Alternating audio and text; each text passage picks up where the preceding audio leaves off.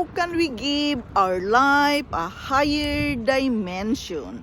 Hello guys, welcome to Yundel channel, and today's share is about acknowledging giving our life a higher dimension in order to live our best life. It is very important that we are aware all the time that we are moving forward to the place we want us to be. How can we really give our life a higher dimension?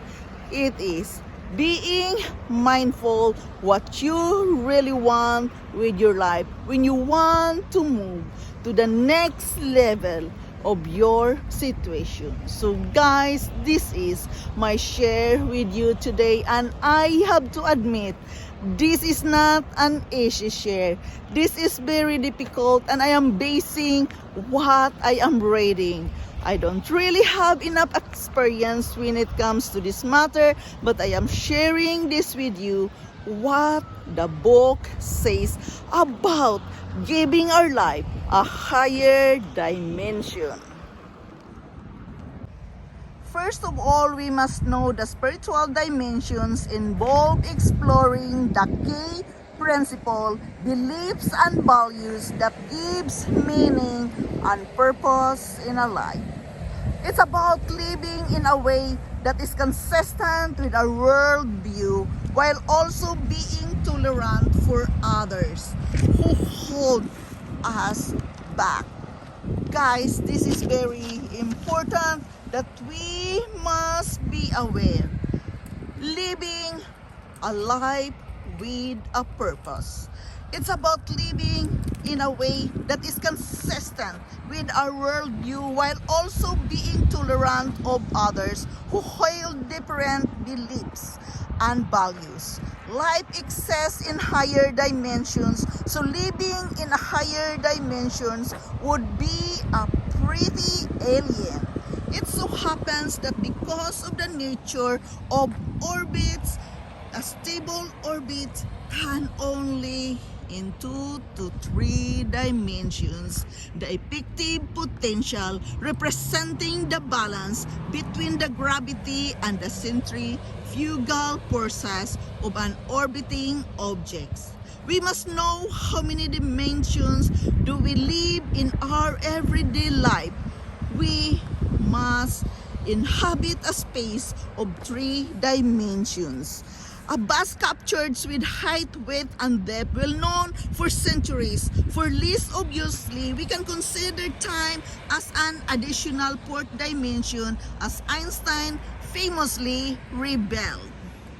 How can we really give our life a higher dimension? We must ponder others' possibility. We can give our life a higher dimensions by exploring the relationship between our reality and our vibes. We must learn to identify our default vibes. We must identify our desired vibes. We must create a trigger of our desired vibes. We must load the new vibe daily and act on our new vibes. Then we must shed the incongruent situation. We must live life with a purpose.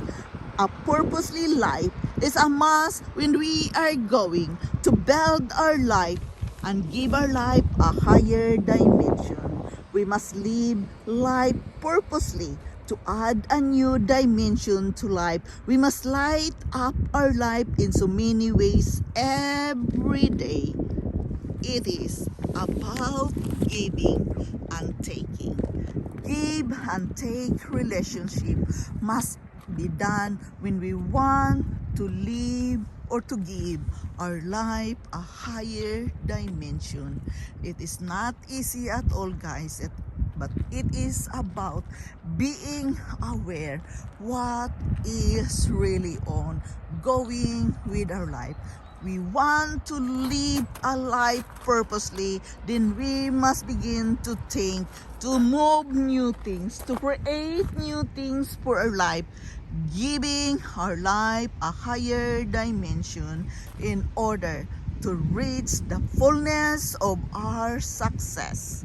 It is not easy at all, but with mindfulness and meditation, it always gives us the clarity of mind that we can be able to give our life a higher dimension.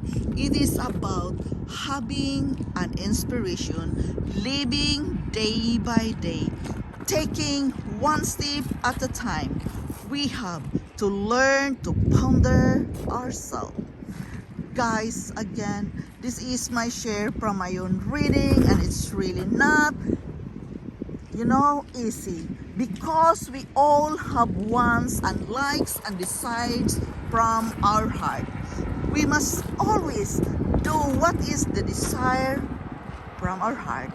But have you ever think that getting into step 1, we must also be aware that we are going to move to a higher level of our dimensions in our life.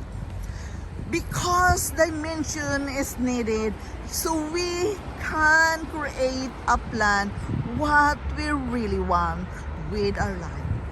Our success is easier to fulfill when we have a clear dimension of our life at the certain moments. So we must keep on moving, working with ourselves.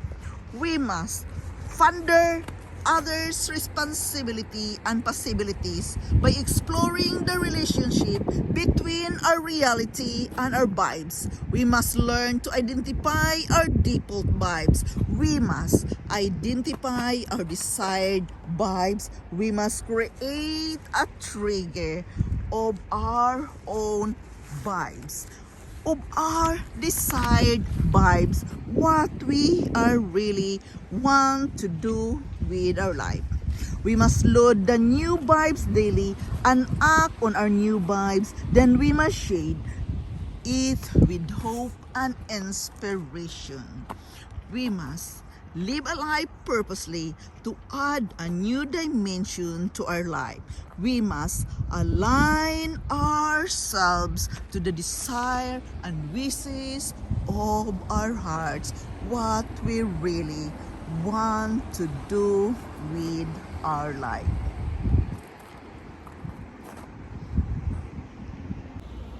How can we really give our life a new dimension? Guys, again, make a plan for your life. Draw it, plan it, and you have to build that higher level of dimension with your life according to what you feel, what you're feeling right now. What is the desire of your heart? There we are again, acknowledging what you love doing. You must get into your inner self and acknowledge what is really the desire of your heart exactly at this very moment, and build from there. Draw it, visualize it, and one step at a time, you are going to get a higher level dimension of your life. Again, this is important. This is a must to be done because we need to have clarity of mind what we really want with our life and getting a higher dimension of our life. It's a kind of inspiration we must do to build our good life, to fulfill the goals and successes we all decide from our heart. So guys, again, this is Yundel. This is quite a difficult share, but I am trying my best to share it with you the way I understand it. So guys, thank you so much for following me here in my life journey. Thank you so much for supporting me here in my Yundel channel. I love you all. take care of yourself and be aware what kind of dimension you want to build in your life. I love you all and bye-bye.